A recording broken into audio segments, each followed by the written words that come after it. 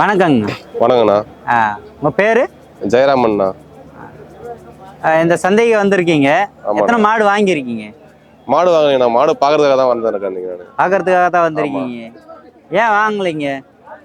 அண்ணன்கிட்ட மணிகண்டன் அண்ணன்கிட்ட கால் பண்ணி கேட்டிருந்தோம். மாடு நெக்ஸ்ட் மந்த் எடுக்கிற மாதிரி பிளான் பண்ணியிருந்தேன். ஒரு முறை வந்து போய் பார்த்துட்டு போங்க, அது ஒரு எக்ஸ்பீரியன்ஸாக இருக்கும், உங்களுக்கு நல்லாயிருக்கும், இங்கே பார்த்தா உங்களுக்கு ஒரு ஐடியா கிடைக்கின்ற மாதிரி சொல்லியிருந்தாரு. அதனால் வந்துருங்கண்ணா. இப்போ நீங்கள் வந்து பார்த்தீங்க, சந்தை எப்படி இருக்கு, உங்களுடைய ஃபீட்பேக் எப்படி இருக்கு? நம்ம ஊர் சைடில் இந்த மாதிரி சந்தைலாம் கிடையாதுண்ணா. நம்ம ஊர் வந்து திண்டிவனம். நம்ம ஊர் சைடில் இந்த மாதிரி சந்தைலாம் கிடையாது.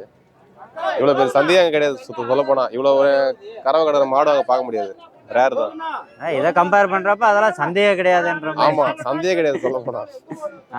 இங்க என்ன மாதிரி ரகங்கள் மாடுகள்லாம் வருது, இவ்வளவு ரக மாடுகள் இருக்கான்றது மாதிரி ஏதாவது ஃபீல் ஆச்சு? ஆமா, கண்டிப்பா. ஹெச்எப்லாம் நம்ம சைடுல கிடையவே கிடையாது. ஹெச்எப் கிடையாது. இங்க இவ்வளவு மணியோட நிறைய பால் குவாலிட்டியோட மாடு வருது இல்ல, அந்த மாதிரிலாம் கிடையாது. அங்க அதிக ஹை குவாலிட்டியா பார்க்க போனா ஒரு வேலைக்கு வந்து ஒரு 5 லிட்டர் கறக்கும் மாடு, அவ்வளவுதான் அதிகம். இங்க வந்து 20 சொல்றாங்க நிறைய மாடுக்கு.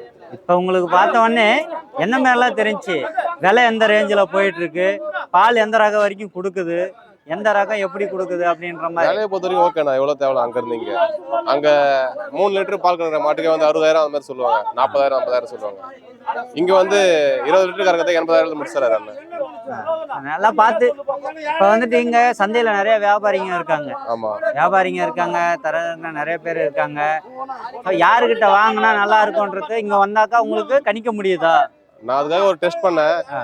எல்லாருமே கான்டாக்ட் பண்ணி ஃபோன் பண்ணி பார்த்தேன். யாருமே அந்த அளவுக்கு பெருசா ரெஸ்பான்ஸ் பண்ணல. வாங்க பார்த்துலாம் சொன்னாங்க. அண்ணன் என்கிட்ட சீரியஸா ஒரு 1.5 மணி நேரம் ஃபோன்ல பேசினாரு. 1.5 மணி நேரம் ஃபோன்ல பேசி எல்லாமே சொன்னாரு. உங்க கிளைமேட்டுக்கு எது செட் ஆகும், எது செட் ஆகாது, நிறைய ஐடியா எனக்கு சொன்னாரு.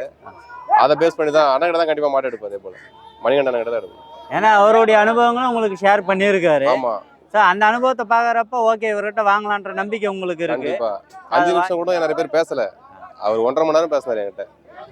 போன்ல 1.5 மணி நேரம் பேசுறாரு. இப்ப நேரம் வந்த பிறகு எந்தெந்த இடத்த வந்துட்டு உங்களுக்கு ஆமா எப்படியா இருந்தாலும் நின்று பொறுமையா பேசிட்டு தான் போவீங்க. ஆமா, இன்னும் அவர் பிஸியாகிறாரு மாடு வாங்கி கொடுக்கறதுல. ஆமா, அவரு அவருடைய அனுபவத்தை ஷேர் பண்ணுவாரு. அதை வச்சு நீங்க ஒரு ஐடியா, ஆமா, நீங்க என்ன பண்ணணும்னு நினைச்சிருக்கீங்களோ அதை எப்படி பண்ணலாம்னு, அதுக்காக தான் வந்து வெயிட் பண்ணி ஒரு நேரம் காத்துட்டு இருக்கிறது. சரிங்க. நீங்க நல்லபடியா பண்ணையெல்லாம் அமைச்சு சிறப்பா வளர்றதுக்கு அடுத்த வாட்டி நீங்க மாடு வாங்க வருவீங்கல்ல, கண்டிப்பா. அப்ப உங்க அனுபவத்தை எந்த மாதிரி செட்டப்லாம் பண்ணியிருக்கோம், என்ன எதனா டீடைல்ஸ் நம்மளுக்கு ஷேர் பண்ணுங்க. கண்டிப்பா ஷேர் பண்ணுங்க. Okay, thanks.